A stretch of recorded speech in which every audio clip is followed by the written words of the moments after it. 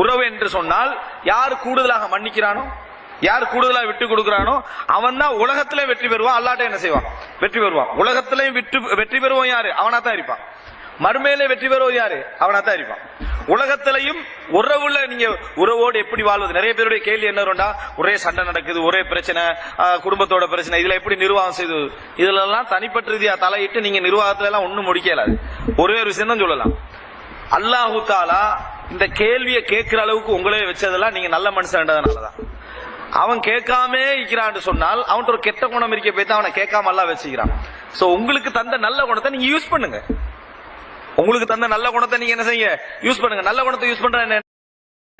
அல்லாஹ் எனக்கு ஒரு அறிவை தந்திக்கிறான், ஒரு பண்பை தந்திக்கிறான். அவனுக்கு அறிவை கொடுக்கல, பண்பை கொடுக்கல. நான் அவனை போல ஆகணும் என்றதை விட ஒரு அவன் நியாயம் இருக்குதா? நான் விட்டு கொடுக்கிறேன். என் அறிவு அதை சொல்லுது, என் பண்பு அதை சொல்லுது. உறவுல விட்டு கொடுப்போம் தானே வெற்றி.